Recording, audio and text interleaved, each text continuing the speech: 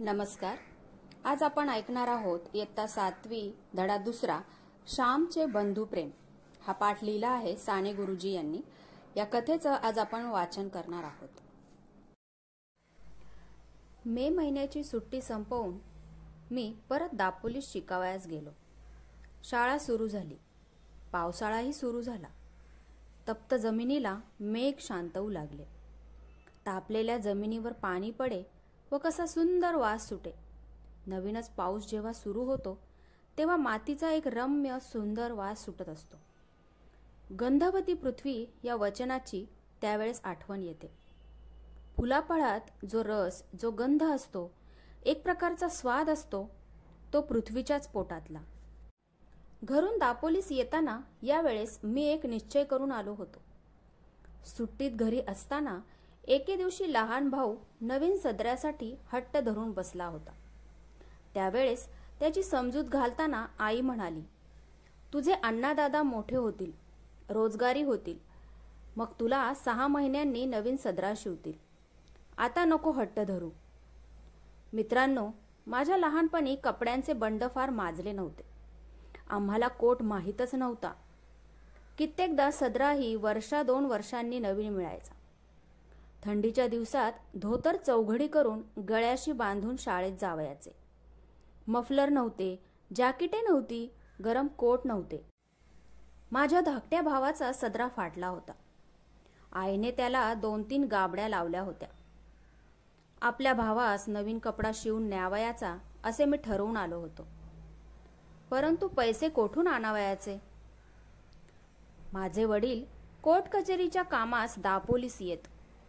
वडील दापोलीस आले म्हणजे 2 आणे मला खाऊला म्हणून देऊन जायचे. खाऊच्या पैशातील एकही पैसा खाऊमध्ये न खर्चण्याचं मी ठरवले. ज्येष्ठात आमची शाळा सुरू झाली.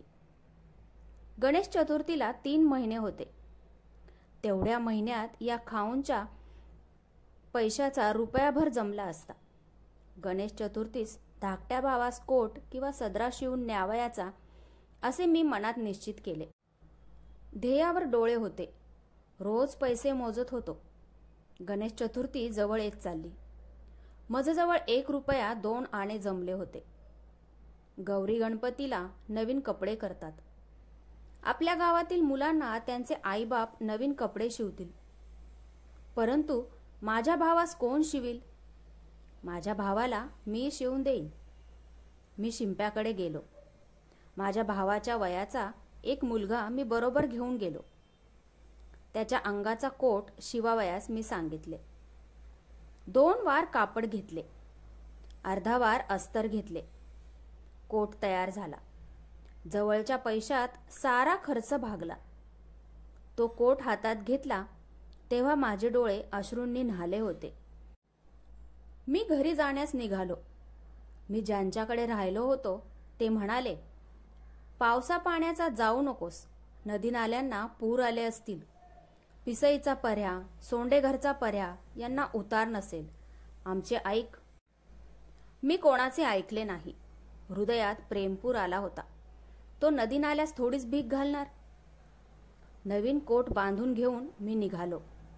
पंख असते तर एकदम उडून गेलो असतो. चालण्याचे श्रमच वाटत नव्हते. सुखस्वप्नात दंग होतो. आईला किती आनंद होईल या कल्पनेत मी होतो. एक नानेटी माझ्या पायाजवळून उडी मारून गेली. नानेटी म्हणून एक सापाचा प्रकार आहे. तिचा हिरवा रंग असतो. नानेटी उड्या मारत जाते. मला जरा भीती वाटली. जपून चालू लागलो. पिसईचा पर्या दुथडी भरून वाहत होता. त्याच्या पाण्याला ओढ फार. काय करायचे? आईचे नाव घेतले व शिरलो पाण्यात. हातात काठी होती. पुढे काठी टाकावयाची व मग पाऊल पुढे टाकावयाचे. मी वाहून जाण्याच्या बेतात होतो. परंतु कसाबसा बाहेर आलो. इतर नदी नाल्यांना प्रेमाने भेटावयास जाणारा तो नाला, तो मला कसा बुडवील? मी माझ्या भावास भेटावयास जात होतो. त्या नाल्या इतकाच उत्सुक होतो. धावपळ करीत होतो. त्या नाल्याप्रमाणेच मीही हृदय भरून घेऊन जात होतो. रस्त्यातील खडी वर आली होती. सुयांसारखे दगड पायांना खुपत होते, परंतु माझे तिकडे लक्ष नव्हते. अंधार होण्यापूर्वीच घरी जाण्याची धडपड चालली होती, परंतु वाटेतच अंधार पडला. कडाड कडाड आवाज गरजत होते. विजा चमचम करत होत्या. खळखळ पाणी वाहत होते. त्या पंचमहाभूतांच्या नाचातून मी चाललो होतो. शेवटी एकदाचा मी घरी आलो. ओला चिंब होऊन गेलो होतो. आई, मी बाहेरून हाक मारली. हवेत फार गारठा आलेला होता. वडील संध्या करत होते व आईने शेगडीत निखारे शेकण्यासाठी दिले होते. अण्णा आला, आई, अण्णा. धाकट्या भावाने दार उघडले. दोघे लहान भाऊ भेटले. इतक्या पावसातून श्याम कशाला आलास? सारा भिजलास ना? आई विचारू लागली. सोंडेघरच्या पर्याला पाणी नव्हते का रे? वडिलांनी विचारले. हो, परंतु मी आलो कसा तरी, मी म्हटले. त्या दिवशी एक बाई वाहून गेली हो त्यातून, वडील म्हणाले. बरे, ते कपडे काढ, कडक पाण्याने आंघोळ कर, आई म्हणाली. मी आंघोळीस गेलो. धाकट्या भावाने माझे लहानसे गाठोडे सोडले. लहान मुलांना सवयच असते. त्यांना वाटते की काहीतरी आपल्यासाठी आणलेले असेल. परंतु मी माझ्या भावंडास काय आणणार? कोणता खाऊ आणणार? कोणते खेळणे आणणार? कोणते रंगीत चित्रांचे पुस्तक देणार? मी गरीब होतो. परंतु माझ्या भावास त्या गाठोड्यात काहीतरी सापडले. त्यात कोट सापडला. नवीन कोट. तो कोट नव्हता, ते हृदय होते, ते प्रेम होते, ती आईची फलद्रूप झालेली शिकवण होती. अण्णा, हा लहानसा कोट कोणाचा? हा नवीन कोट कोणाला रे? धाकटा भाऊ कोट घेऊन माझ्याजवळ येऊन विचारू लागला. मग सांगेन, घरात जा घेऊन, मी म्हटले. आई, हा बघ कोट. हा काही अण्णाच्या अंगाचा नाही, हा मला आणलाय. होय आई? धाकटा भाऊ आईला विचारू लागला. आईने कोरडे धोतर दिले. मी चुलीजवळ शेकत बसलो. आई म्हणाली, श्याम, हा कोणाचा कोट? मोरू जोशांकडे का रे द्यावयाचा आहे? कापातल्या मुक्याने पाठवला असेल, वडील म्हणाले. नाही, हा मी पुरुषोत्तमसाठी शिवून आणला आहे, मी म्हटले. पैसे रे कुठले? कोणाचे कर्ज काढलेस का फीचे दवडलेस? वडिलांनी विचारले.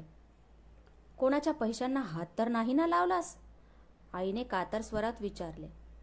आई, मी कर्ज काढले नाही, चोरलेही नाहीत, फीचेही खर्चिले नाहीत, मी म्हटले. मग उधार का शिवून आणला श्याम? वडिलांनी विचारले. भाऊ, तुम्ही मला खाऊला आणा 2 आणे देत असत. ते मी जमवले.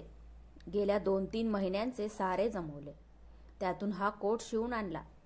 आई म्हणत असे, तुझे अण्णा दादा मोठे होतील, मग पुरुषोत्तमला नवीन शिवतील कोट. मी मनात ठरवले होते, येताना त्याच्यासाठी नवीन कोट आणावयाचा. पुरुषोत्तम, बघ तुला होतो का? मी म्हटले. अण्णा, हा बघ, छान होतो. आणि आतला खिसा? आता माझी पेन्सिल हरवणार नाही. आई, बघ. पुरुषोत्तम आईला दाखवू लागला. मी सांगितलेली हकीकत ऐकून आईला गहिवर आला. ती म्हणाली, श्याम, तू वयाने मोठा नाहीस, पैशाने मोठा नाहीस, शिकून मोठा नाहीस, परंतु मनाने आजच मोठा झालास हो. हेच प्रेम बाळांनो पुढेही ठेवा. या प्रेमावर कोणाची दृष्टी नको पडायला. वडिलांनीही माझ्या पाठीवरून हात फिरवला.